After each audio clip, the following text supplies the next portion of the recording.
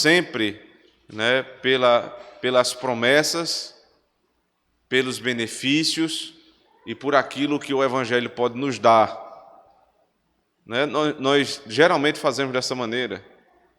E quando a pessoa está em dificuldade, nos parece ser até mais fácil anunciar o Evangelho, porque nós dizemos assim: veja, isso que nós estamos dizendo aqui a você vai resolver seu problema. Isso vai solucionar a questão do teu casamento. Deus pode salvar no leito do hospital o teu ente querido. O Senhor pode, com mão poderosa, abrir uma porta de emprego para a sua casa. E todas essas coisas são verdades. E todas elas são verdades porque sim procedem do Evangelho que nós anunciamos, que é o fundamento para essas esperanças. Mas esse não é o Evangelho. Isso não é a essência do Evangelho, não é o fundamento do Evangelho. Ele não vai resolver o meu problema na terra, e então por isso eu devo anunciar essas coisas para as outras pessoas, para que elas esperem também em ter tudo aqui na terra pelo Evangelho que creram. Isso não tem em si nada a ver com o Evangelho. O Evangelho não é sobre as coisas que eu recebo dele. Não é sobre aquilo que ele tem para me dar. O Evangelho é muito mais sobre aquilo que eu tenho que deixar por ele. É muito mais sobre aquilo que eu tenho que entregar a ele. Você abrir comigo no Salmo 116. Salmo 116.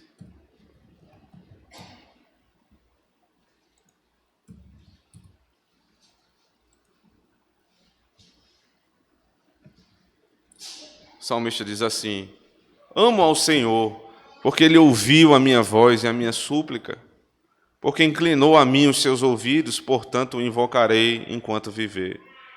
Os cordéis da morte me cercaram, e angústias no inferno se apoderaram de mim. Encontrei aperto e tristeza, então invoquei o nome do Senhor, dizendo: ó Senhor, livra a minha alma. Piedoso é o Senhor e justo. O nosso Deus tem misericórdia. O Senhor guarda aos simples. Fui abatido, mas Ele me livrou. Volta, minha alma, para o teu repouso, pois o Senhor te fez bem. Porque tu livraste a minha alma da morte, os meus olhos das lágrimas e os meus pés da queda. Andarei perante a face do Senhor na terra dos viventes. Criei, por isso falei. Estive muito aflito. Dizia na minha pressa: todos os homens são mentirosos. Veja agora: que darei eu ao Senhor por todos os benefícios que me tem feito? Ele vem relatando desde o primeiro versículo como ele ama a Deus, porque a alma dele esteve na morte. Claramente aqui um salmo messiânico. A alma dele foi para a morte, mas o Senhor não permitiu que ele estivesse na morte. Isso é Cristo falando ao Senhor. Ele experimentou a morte, ele experimentou as trevas, e ele foi para a sepultura, mas ele não ficou lá. Então, quando ele é ressurreto daquele lugar, ele diz: o que eu vou fazer por esse Deus? O que é que eu vou fazer por esse Senhor? Mas isso também remete à própria vida do salmista Davi. O Senhor me retirou da lama do meu pecado. O Senhor me salvou. Isso seria o resumo do verso 1 até o versículo 11.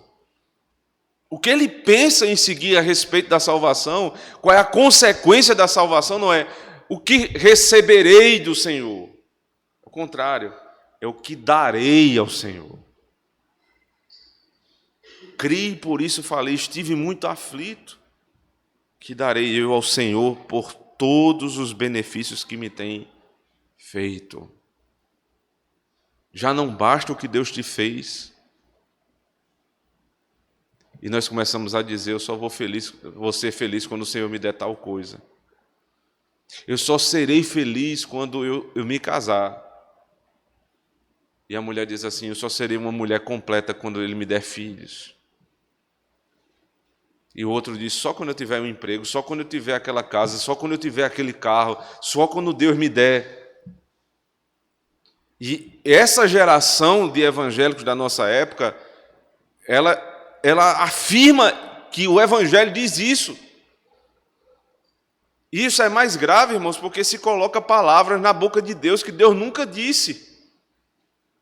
Deus nunca disse que o Evangelho é sobre coisas que eu receberei de Deus, mas sobre coisas que eu já tenho em Cristo e o que eu darei em retorno a tudo isso que o Senhor me deu. Por outro lado, eu preciso entender que esse requerimento do Senhor, aquilo que Ele requer de mim, não pode ser algo impositivo. Não pode ser a despeito de uma doutrina. Se você tiver como consultar o Catecismo Maior de Westminster, há uma pergunta, a pergunta 5 do Catecismo, que diz exatamente assim: que é que as Escrituras principalmente ensinam? Veja, a Escritura é a palavra de Deus, ele disse isso na pergunta anterior. Que é a Escritura? A Escritura é a palavra de Deus. Esse é o primeiro capítulo da Confissão de Fé, que ordena os catecismos na mesma estrutura, que começa com a revelação de Deus na Escritura, e depois diz assim, qual é o resumo da Escritura. Ora, se a Escritura é a palavra de Deus, então é o que Deus se revela a respeito de si próprio. Aí ele diz, a suma dessa Escritura, principalmente as Escrituras ensinam, principalmente o que o homem deve crer acerca de Deus e o dever que Deus requer do homem. Ou seja, a Escritura não está falando a respeito do que eu vou ter em Cristo, mas quem Deus é, e à medida que eu conheço esse Deus, o que Ele requer de mim. Se você lembrar da própria estrutura do livro de Deuteronômio, é assim. Do capítulo 1 até o capítulo 5, no capítulo 5 nós temos a lei, do 1 ao 5, é a história do povo saindo do Egito e chegando até os pés do monte. E do monte até os pés, ou a entrada da terra da promessa. É essa história que está sendo contada ali. Ou seja, os feitos do Senhor, o que Deus fez. O capítulo 5 é a lei. Quem é Deus? Mas não somente. O que Ele requer do seu povo. Então está entrelaçado o que Deus é com aquilo que Ele requer. Capítulos 6, 7 e 8, como nós vimos até semanas atrás, são implicações da lei, que nós devemos fazer a respeito da suma da lei. E no capítulo 8, se você for comigo para o capítulo 8, no verso 16, ele diz o porquê, inclusive. Capítulo 8, verso 16. Que no deserto te sustentou com maná, que teus pais não conheceram, para te humilhar e para te provar, para no final te fazer o bem. Ou seja, toda a provação de Deus, tudo que Ele requer do homem, não é para fazer o mal, mas é para fazer o bem. É assim que eu devo pensar a respeito da Escritura. Porque os ímpios, quando leem a Bíblia, eles dizem, é muito peso. A Bíblia é pesada demais, eu não consigo conceber. A Bíblia é uma amarra. Aí o Senhor diz, não, mas eu estou fazendo isso aqui para o teu bem. É difícil você ver uma criança sendo disciplinada, uma criança sendo exortada pelos seus pais e achar que ela vai entender exatamente esse conceito aqui. Quando você dá uma ordem ao seu filho e ele não cumpre, e você vai lá fazê-lo cumprir, o que ele está percebendo ali na hora, se ele é muito pequeno ainda, é que ele está sendo contrariado. Ele não chegou a elevar o pensamento ao ponto de entender, meu pai faz para o meu bem. Mas não é próprio ainda da idade dele. Vai chegar o tempo que ele vai estar maduro para entender essas coisas. Só que você não vai esperar ele entender, você vai fazê-lo, né, entender de outra forma. A forma que ele tem ali. Você é mais forte do que ele. Então, teu filho não quer estudar, você vai fazer ele estudar. Teu filho não quer tomar banho, você vai fazer ele tomar banho. Teu filho não quer ir para a escola, ele vai para a escola. Ele não entende ainda. Você acha que ele vai compreender todas as implicações de não ir para a escola? De deixar de estudar, de não tomar banho, de não fazer o que o pai está mandando para o bem? E os pais não devem deixar de fazer o bem para os seus filhos, porque eles não entendem. Mas é a obrigação dos pais fazê-los entender assim que for possível. É por isso que nesses capítulos não vem só a ordem. Não é só faça porque eu sou o Senhor. Até tem, volta comigo lá para o capítulo 10. Deuteronômio 10. Existem as ordens para que se faça porque Ele manda.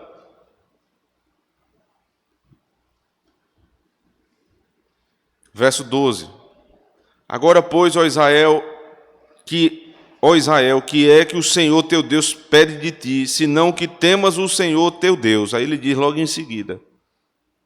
Verso 13, que guardes os mandamentos do Senhor e os seus estatutos, que hoje te ordeno para o teu bem. Eis que os céus e os céus dos céus são do Senhor teu Deus, a terra e tudo que nela há. Tão somente o Senhor se agradou dos teus pais. Você vê que está entrelaçado uma coisa com a outra. Vocês devem obedecer, porque eu sou o Senhor dos céus e da terra. Mas o Senhor dos céus e da terra não quer o teu mal, Ele quer o teu bem. Então o que eu vou falar aqui, vocês devem fazer, primeiro porque eu tenho poder. E os filhos precisam aprender isso. O pai tem mais poder do que o filho, tem mais força do que o filho, o pai e a mãe. E é por isso que Deus não nos faz, irmãos, nascer com 1,80 m. Que aí o negócio ia complicar, né? A gente não nasce do tamanho de um adulto. Que se a gente tivesse o corpo de um adulto e o pai e a mãe tendo que ensinar o filho com a força de um adulto e com a cabeça de criança, a confusão era muito grande. Então ele faz menor, ele faz pequeno, ele faz frágil. Então os pais carregam no braço os filhos. Os pais dão leite aos filhos. Os pais preparam um quarto para os filhos. Tudo que eles podem dar, eles dão aos filhos. E o filho vai crescendo, aí o filho acha que pode. O mais rápido possível, o mais depressa possível, ele começa a achar que ele pode fazer alguma coisa. Então você vai mostrar a ele que ele não pode. Tem hora que ele vai entender a sua explicação e tem hora que a tua força vai mostrar que ele não pode. É por isso que Deus faz isso também, irmãos. Ele usa a figura de pai e filho, ele usa a figura, né, daquele que é mais forte com o que é mais fraco. Ele sustenta a nossa vida, ele nos para muitas vezes. Quantas vezes ele parou os seus servos? Paulo disse, eu queria ir pregar em tal lugar, o Espírito me proibiu. Porque talvez na cabeça do apóstolo Paulo era melhor ir para ali. E ele não sabia que para o teu bem, para a glória de Deus, você não vai. O que foi que Paulo entendeu? Deus não quer. Como ele entendeu? Ele proibiu. Outras vezes ele explicou o apóstolo Paulo. Quando um espinho na carne foi colocado no apóstolo Paulo para que ele não se ensoberbecesse, Paulo disse, eu já orei 3 vezes, o Senhor não retirou de mim.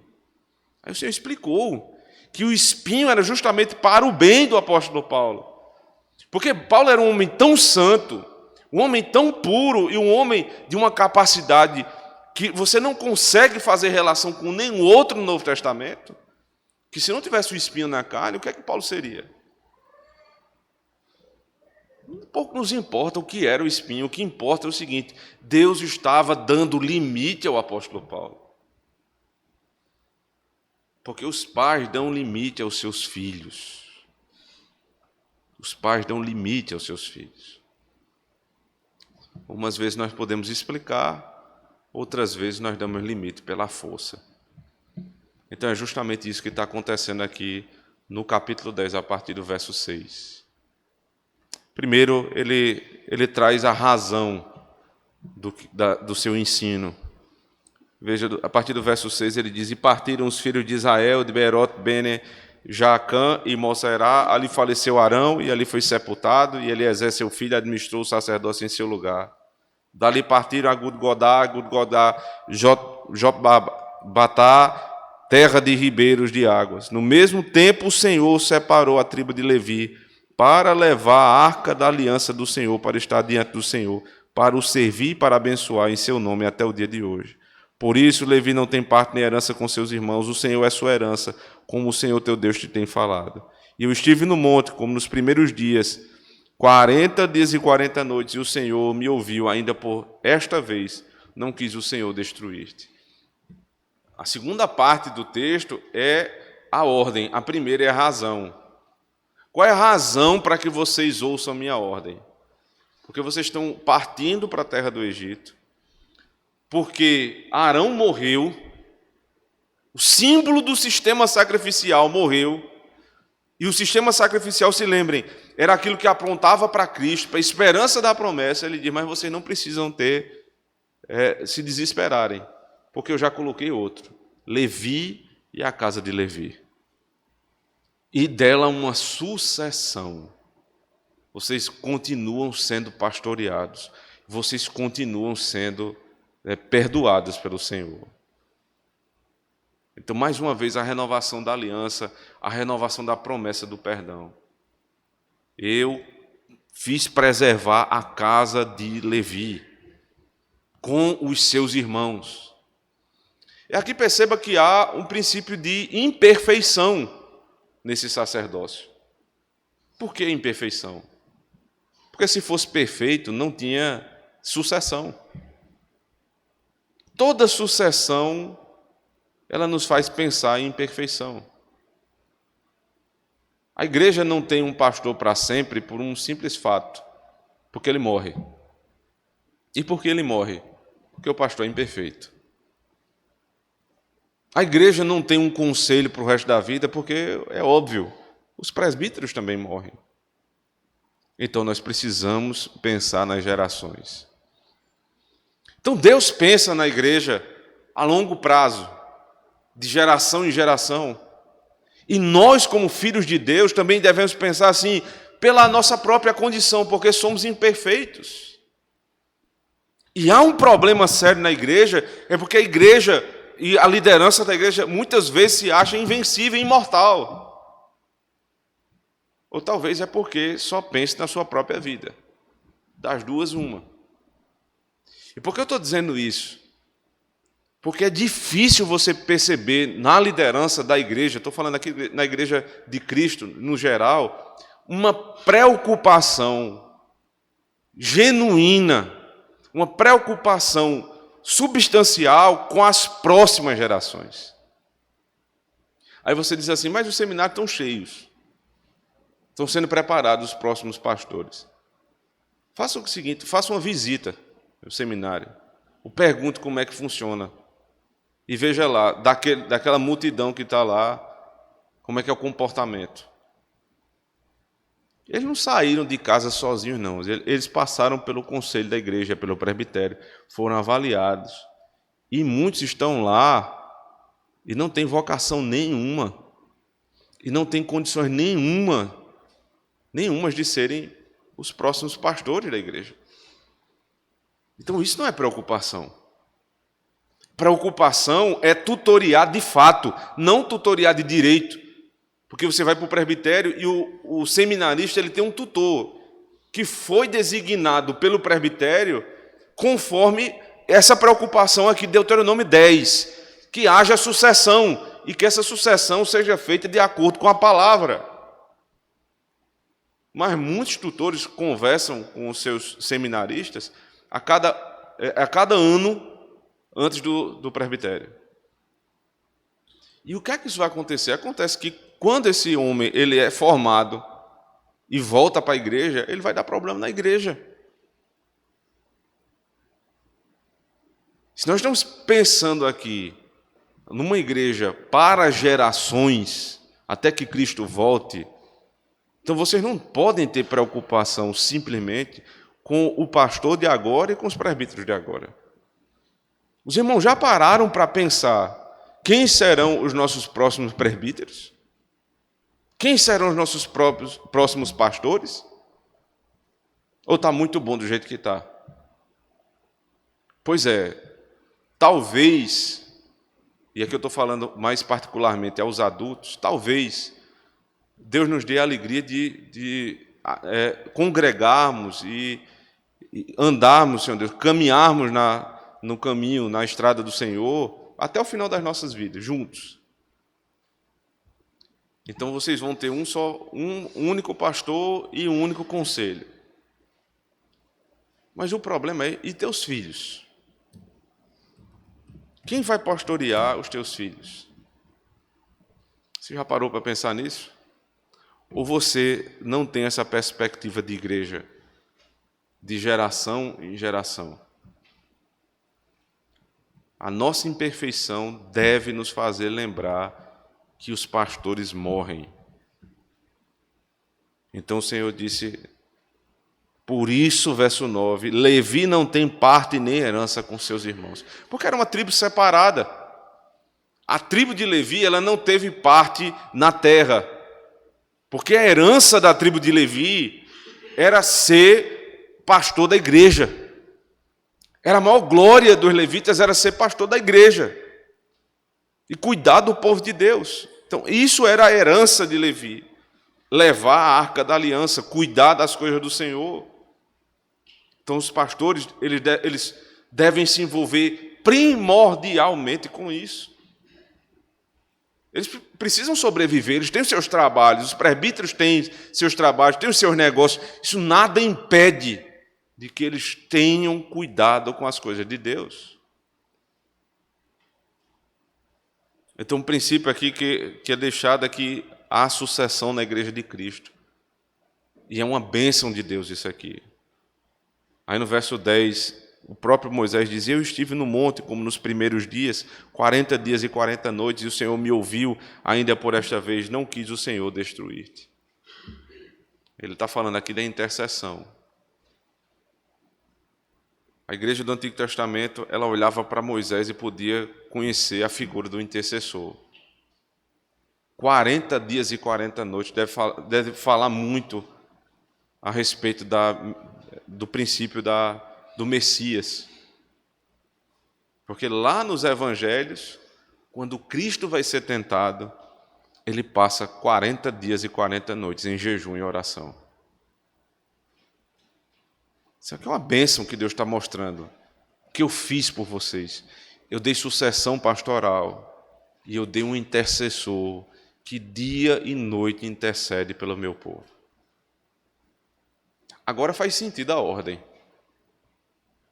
Agora faz sentido a ordem. Veja o verso 12.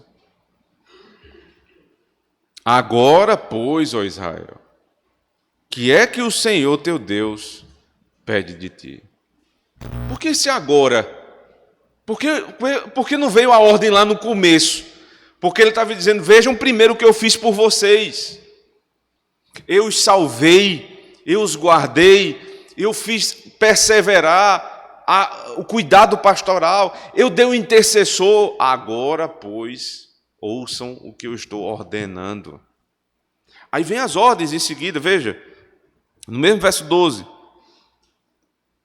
Que andes em todos os teus caminhos, que ames, sirvas, guardes, no verso 13. Aí ele volta para o caráter novamente da razão. Verso 14. Eis que os céus e os céus dos céus são do Senhor teu Deus, a terra e tudo que nela há.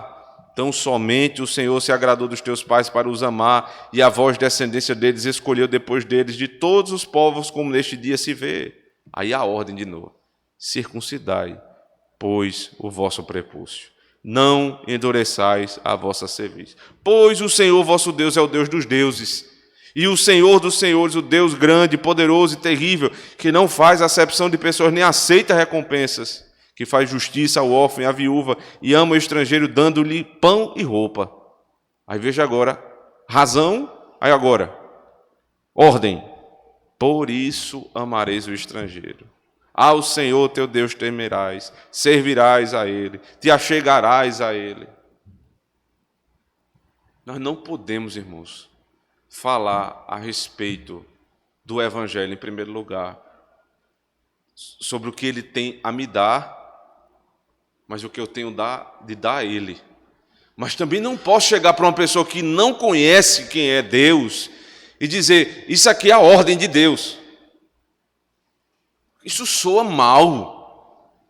Se não for apresentado primeiro a doutrina, quem é Deus, quem é o Senhor, o que Ele fez, e você chega só com a ordem, isso é puro moralismo. É puro moralismo. Eu me lembro quando nós estávamos aqui começando a igreja já tem 1 ano e pouquinho, muita gente nova chegando, e os que estavam mais no começo, eles tinham aquele cuidado, o zelo com o dia do Senhor, e os que estavam chegando não tinham, por motivos óbvios. Eles não conheciam. E numa conversa, uma conversa em particular, não me lembro exatamente como foi, mas alguém estava com essa ânsia de dizer, vamos ver o que a gente pode fazer para ensinar e para mostrar às pessoas que não pode fazer isso, não pode fazer aquilo. E a postura da liderança da igreja foi, nós não vamos começar dessa maneira, irmãos. A gente vai colocar no boletim aqui o que pode e o que não pode fazer. Aí veio a ideia da primeira conferência dos puritanos, o culto e o dia do Senhor. O culto e o dia do Senhor. Muitos estavam ali. Muitos que estão aqui hoje estavam ali. E depois de um final de semana inteiro de doutrina, nós vimos todos os aspectos ali que foram propostos a respeito do culto e da relação que ele tem com o dia do Senhor. E quando nós encontramos o fundamento da doutrina, aí veio o fundamento da ação. E no final do domingo, que era costume de muitos sair para lanchar, ir para restaurante, para lanchonete, então nós nos reunimos ali na porta da igreja. Eu disse, irmãos, a partir de hoje, nós não vamos fazer mais isso. A partir de hoje, nós vamos buscar outra forma de termos comunhão uns com os outros. E ali começou o lanche que tem até hoje. Primeiro era nas casas dos irmãos, depois passou a ser aqui na igreja. Como é que esse negócio surgiu? Porque se começa ao contrário, se você chega para a igreja e diz assim, vocês estão proibidos de ir para restaurante no dia do Senhor, você fica pensando, isso aqui é uma sinagoga? É um quartel? O que é isso aqui? Um fala e todo mundo obedece. Qual é o fundamento disso? Mas quando você lembra, e exatamente a palavra que é usada no 4º mandamento, lembra-te do dia do Senhor. Lembre do que Deus fez por você. Porque num domingo como hoje, o Senhor ressuscitou dos mortos, dividindo a história. E os judeus que esperavam Cristo e guardavam o sábado, porque era uma semana inteira trabalhando, aguardando o descanso, agora nós entendemos, nós entramos na semana do descanso do Senhor. Cristo diz, vinde todos os que estáis cansados e sobrecarregados, eu vos aliviarei, eu vos darei descanso. Ele está dizendo, eu sou o descanso. O descanso alcançado no dia do Senhor. Aí faz todo sentido você dizer, realmente hoje não é dia de trabalhar, nem de dar trabalho a ninguém. Então eu vou para a casa de Deus. Então não chegue para as pessoas que estão desembarcando na igreja agora com uma lista de pode ou não pode. Olha, isso aqui você está proibido de fazer aqui na igreja. Aqui não pode não. Aqui nem assim não. Você nunca chegou aqui na igreja para estar ali fora uma proibição e uma ordem. Porque não é na porta que nós aprendemos as proibições e as ordens. É aqui dentro, depois que Cristo é revelado. Então vem as ordens. Como toda casa, como todo pai, ele faz tudo pelos seus filhos, mas ele põe a casa em ordem. Agora volta lá para o verso 12, quando ele diz: agora, pois, ó Israel, que é que o Senhor teu Deus pede de ti, senão que, veja, em primeiro lugar, temas o Senhor, o teu Deus. O princípio da sabedoria é o temor. Porque se você não temer a Deus, todas as outras ordens não têm sentido. O homem só obedece a quem ele teme. Agora, aqui não é simplesmente o temor do castigo, é o temor de desagradar o Senhor. Eu não canso de citar aquele verso lá em Êxodo 20. Volta comigo lá para Êxodo 20, por favor. Logo depois da lei.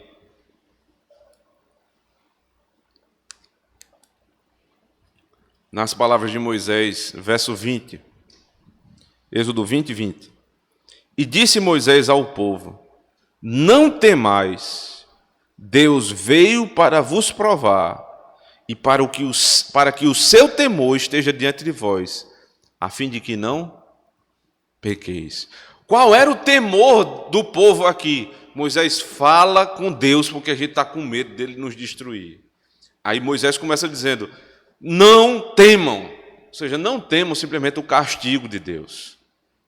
Por que vocês não devem temer o castigo de Deus, vocês que são crentes? Porque Deus colocou o temor para que vocês não pequem.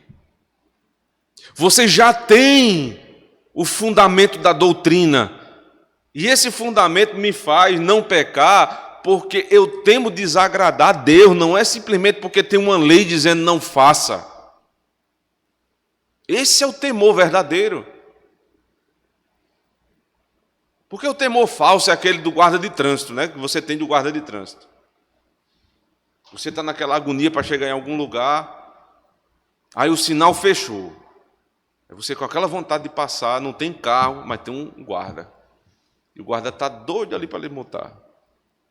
Aí você não passa porque tem um guarda. Ou porque tem um radar, porque tem um pardal. Se não tivesse, você passava. Porque ninguém ama o guarda. Porque ninguém olha para o guarda e diz assim: eu não vou fazer isso para ele não ficar triste. Você não está nem aí para o guarda, você quer passar para resolver seu problema, mas você tem medo da multa. Só que Deus não é um guarda. Os presbíteros da igreja não são policiais, para você não fazer quando está na frente deles e fazer tudo errado quando está por trás. Você precisa ter esse temor, para que não pequem, para que não desagradem ao Senhor. Volta comigo mais uma vez lá para Deuteronômio 10. Porque tem uma ligação direta aqui dessa primeira ordem. Que temas o Senhor teu Deus, que andes em todos os seus caminhos e o ames. Você percebe? Não é temor pelo temor, temor para que você ame a Deus. Porque Deus te ama, você deve amá-lo. Porque Deus é Deus, você deve obedecê-lo. Se Ele é teu Pai, você precisa andar nos caminhos dele e amá-lo. Aí vem a terceira ordem: sirva o Senhor teu Deus com todo o teu coração, com toda a tua alma. Se Deus é Deus, se você teme a Ele, você deve amá-lo e servi-lo. Aí você já percebe que não é o serviço como de um escravo. E a linguagem tem toda a ligação com a saída do Egito. Vocês não vão servir a Deus como vocês serviam a Satanás, a Faraó. Vocês vão servir a Deus como um filho serve ao seu pai, porque vocês amam Ele e Ele ama o seu povo. Por isso que é de todo o teu coração, de toda a tua alma. Aí na segunda parte, porque são duas seções de ordem, né? Na segunda parte, ele diz no verso 16: circuncidai, pois, o vosso prepúcio, é o prepúcio do vosso coração, e não endureçais a vossa cerviz.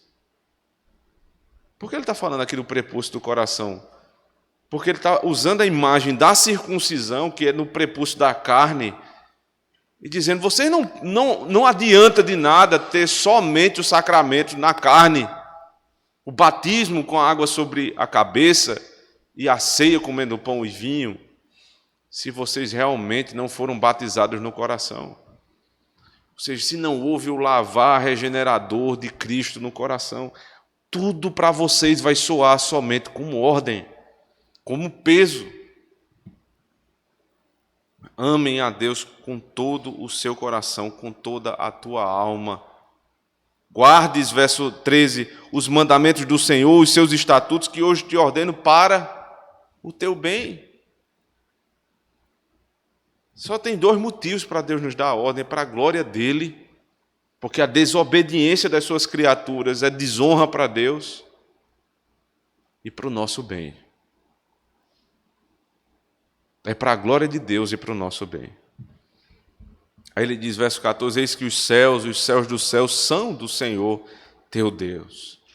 Essa é a expressão que foi traduzida no hebraico literalmente, porque se fosse no português, ele podia dizer, o universo é do Senhor. Mas não existe essa expressão em hebraico.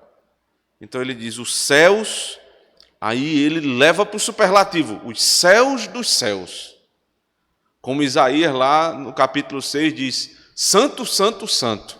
Quando ele poderia dizer santíssimo é o Senhor. Mas Deus é Deus de onde? Dos céus que eu vejo e dos céus que estão acima dos céus, onde Deus habita e eu não vejo. Tudo é do Senhor, o universo e o que está fora do universo. A terra, aí ele baixa para a terra, e tudo que nela há. Apesar de Deus ser tão grande, tão grande, tão grande, ele tem um apego especial pela terra. Mas por que tem um apego especial pela terra? Porque aqui habita a sua igreja. Aí ele diz no verso 15, então somente o Senhor se agradou de teus pais para os amar, e a vós, descendência deles, escolheu, depois deles, de todos os povos, como neste dia se vê. Você percebe aqui, se agradou, se afeiçoou, se eu não me engano, na revista atualizada, se afeiçoou. Aqui na corrigida fiel, ele se agradou de teus pais e ele escolheu. Isso aqui é o resumo de amar em hebraico. É se afeiçoar por alguém e escolher. Deixa eu tentar ser aqui mais didático. Se eu fosse resumir aqui, amor, né, na língua original, é o seguinte, você quer namorar com uma mulher para casar. Aí, o primeiro critério é que seja crente. Aí, na sua igreja, tem 20 meninas crentes. Você não pode casar com as 20. Você tem que escolher uma. Das 20, você vai escolher uma dentre alguns critérios objetivos. E nesses critérios objetivos vai ter uma afeição, que é difícil até da gente explicar. Mas eu me afeiçoei por aquela menina. Alguma coisa me chamou a atenção nela, mais do que nas outras 19. Então eu escolhi ela para casar. Isso é em detrimento das 19, as 19 não prestam, não. As outras são crentes também. Mas eu escolhi essa para casar, porque eu me afeiçoei a ela. Aqui, talvez fosse possível explicar a tolice arminiana, que fica dizendo que Deus faz acepção de pessoas, porque Ele escolhe uns e outros não. Veja, se nessa escolha vocês não viram injustiça, imagine se vocês entendessem que a escolha que Deus fez foi entre mortos. Todos estavam mortos em seus delitos e pecados. E o Senhor escolheu uns e outros não. Como é que é a acepção de pessoas? Ninguém presta. De todos que não prestam, eu quis fazer o bem a uns e outros não. Aí Paulo vai dizer, e a linguagem desse capítulo é impressionante. É paulina. Paulo vai dizer lá em Romanos, né? A injustiça da parte de Deus, Romanos capítulo 9. Aí ele mesmo responde, é claro que não, porque Deus tem misericórdia de quem Ele quer. E Ele não tem misericórdia de quem Ele não quer. Não há injustiça, porque por justiça, se é para fazer justiça, e todos estão mortos em delitos e pecados, vai todo mundo para o inferno. Isso é justiça. Eu nunca vi ninguém chegar na hora da contrição aqui e pedir justiça, porque está pedindo o inferno. Todo mundo pede misericórdia, que é me dê aquilo que eu não mereço. Justiça é me dê aquilo que eu mereço. Graça é me dê aquilo que eu não mereço. Então o Senhor escolheu porque Ele se afeiçoou. Ele diz, de todos os povos, como neste dia se vê. Então, de todos os povos, o Senhor se afeiçoou de um povo. E isso não é injustiça. Verso 17, para não ficar dúvida nenhuma, ele diz, pois o Senhor vosso Deus é o Deus dos deuses e o Senhor dos senhores. Aqui ele está fazendo comparação. Não que existam deuses, por favor. Mas deuses e senhores aqui têm o mesmo significado. Porque às vezes os reis eram chamados de deuses. Por isso que ele coloca em seguida senhores. Então, de todos os senhores da terra, de todos os reis, de todos os homens poderosos, ele é acima de todos eles. Verso 17 ainda, Deus grande, poderoso e terrível, que não faz acepção de pessoas, nem aceita suborno. Ele acabou de dizer que ele escolheu um povo para si, e depois ele lembra, eu não faço acepção de pessoas. Porque fazer acepção de pessoas tem que ser dado no contexto que a Bíblia fala a respeito de acepção. Não é do jeito que eu penso. Porque para nós a acepção de pessoas é o seguinte, é discriminação. Só porque fulano é preto você não quer fazer negócio com ele. Só porque fulano é gay você não quer trocar uma palavra com ele. Aí a gente começa aqui a fazer acepção de pessoas. Mas não é isso a acepção de pessoas no contexto bíblico. O Senhor amou um povo em especial. E quando ele fala desse povo, né, a promessa é geral depois, lembre que ele diz de todas as línguas, povos, raças, tribos, nações. Apocalipse 14. Tudo, ou seja, de todos os tipos de homens que existem na terra, Deus salvou. O que é a acepção de pessoas? Salvar uns povos e outros não. Umas tribos e outras não. Umas línguas e outras não. Só que ele diz que ele vai tomar pessoas de todas as tribos, raças, povos e nações. Então ele não faz acepção de pessoas. Esse é o conceito bíblico de acepção. Mas ele só salva quem ele escolheu. E ele só escolhe quem ele se afeiçoou. Isso aí é dito com todas as letras. Aí voltando, no verso 16 ele diz, circuncidai, nós já lemos esse texto, verso 18, perdão, que faz justiça ao órfão e à viúva, e ama o estrangeiro, dando-lhe pão e roupa.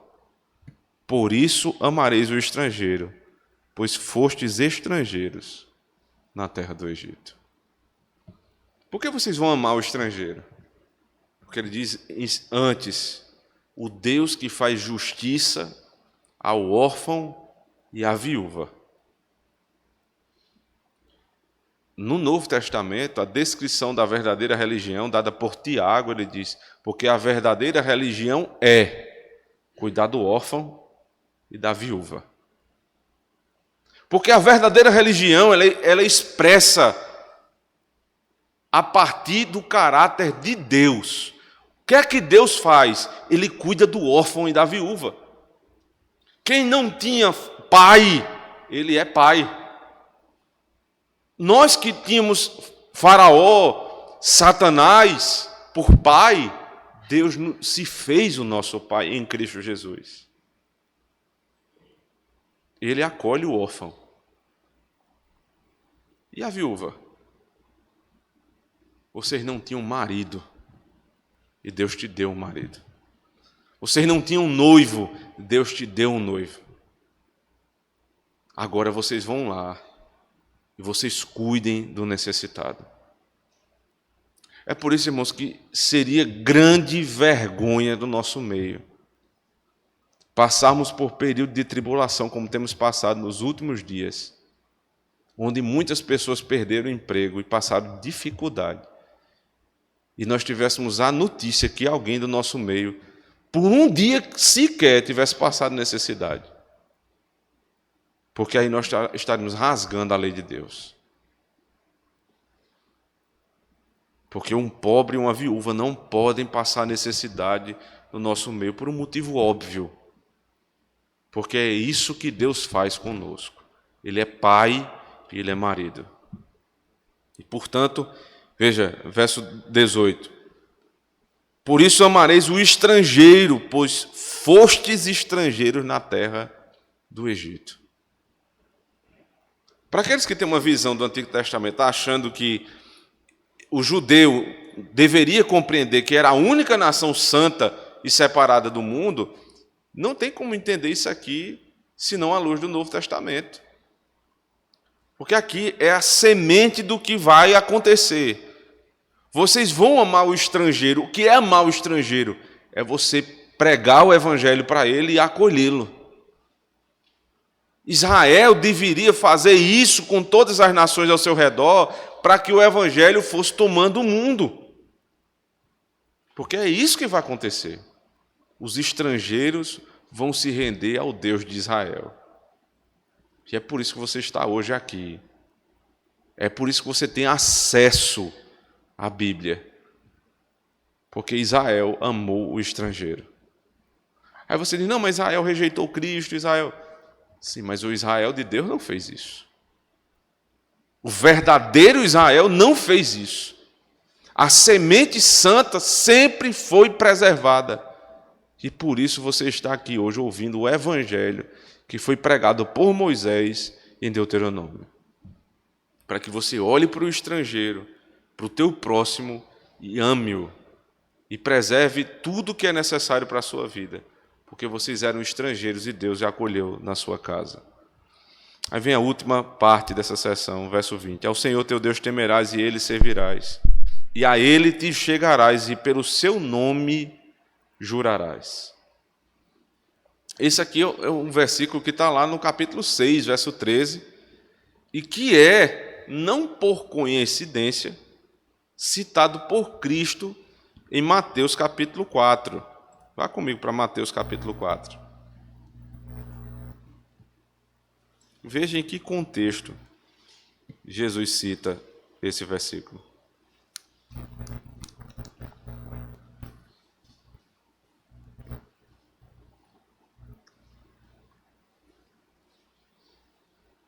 Verso 8.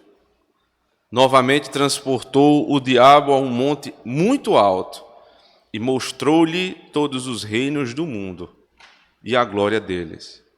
Vejam, os reinos do mundo, os reis da terra e a glória dos reis da terra. E disse-lhe, tudo isto te darei se prostrado me adorares. Ele está lançando aqui sobre Cristo uma tentação. Qual é a tentação? Submeta-se à glória desse mundo, aos reis desse mundo.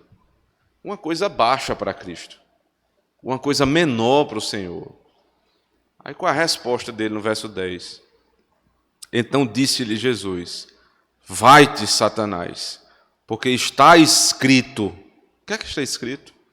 Ao Senhor teu Deus adorarás, e só a Ele servirás. é parte de Deuteronômio 6,13 e de Deuteronômio 10, verso 20. Por que parte desses dois versículos está aqui na resposta de Cristo? Num texto onde Moisés, por 40 dias e 40 noites, orou ao Senhor, como Cristo orou aqui em Mateus capítulo 4. É porque ele está fazendo a ponte direta aqui. A satisfação do meu povo, o modo de vida do meu povo, a adoração do meu povo, depende se eles se submeterem à palavra, à doutrina e às ordens, ao evangelho, que são os indicativos, e aos imperativos do evangelho. Se eles me servirem, se eles me adorarem, eu os farei os reis dessa terra. Eles reinarão comigo. Então aí vocês vão decidir, ou vocês buscam a glória desse mundo e vão ser submissos aos reis desse mundo, a Satanás e a Faraó, ou vocês amam e servem a Deus e vocês reinarão com Cristo, que é a promessa do evangelho. Veja se não é isso lá em Deuteronômio 10. Ao Senhor teu Deus temerás, verso 20, a Ele servirás e a Ele chegarás, pelo seu nome jurarás. Ele é o teu louvor e o teu Deus, que te fez grandes coisas e terríveis coisas os teus olhos têm visto. Quais são as terríveis coisas? Com 70 almas teus pais desceram do Egito. E agora, o Senhor teu Deus te pôs como as estrelas dos céus, em multidão. Vocês eram um povinho. Ele está apontando aqui, sabe para onde? Gênesis 49 e 50. Quando José, governador do Egito, manda chamar o seu pai e os seus irmãos. E ele diz, agora eu vou providenciar a salvação para o meu povo. Sabe quantas almas chegaram lá? 70. Sabe quantas saíram de lá? Pelo menos 3 milhões.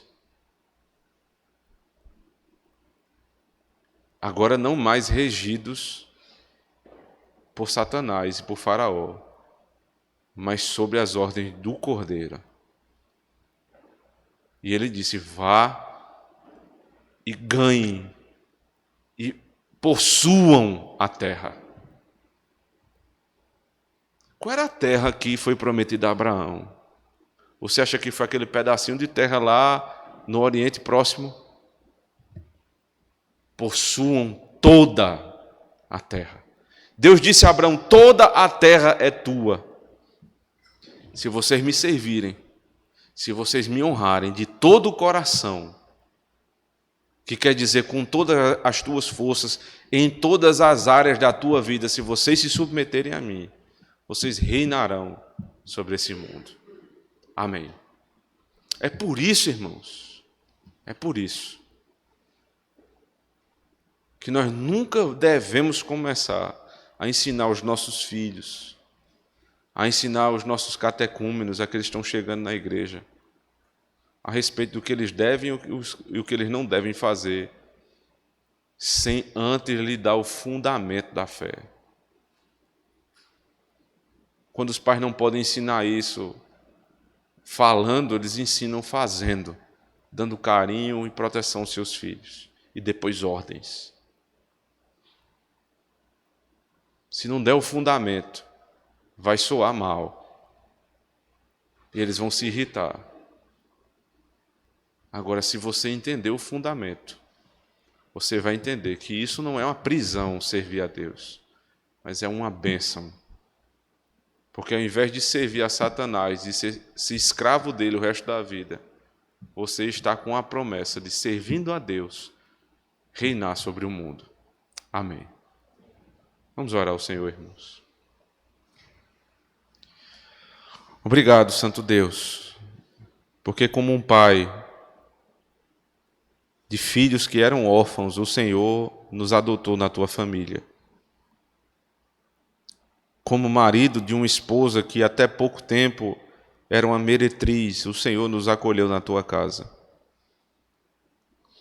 Como alguém que tem uma hospedaria e abre para o estrangeiro, o Senhor nos colocou aqui, Senhor Deus, na tua casa. Por isso, Senhor, nós devemos servi-lo, servindo aos nossos irmãos. É por isso, Senhor, que o nosso coração deve estar propenso ao serviço, porque o Senhor, em Cristo, não veio para esse mundo para servir-se, mas para servir aqueles que mais precisam e dar a sua vida por eles. Dá-nos um coração assim, Senhor, como o do teu Filho. E no nome dele nós oramos. Amém.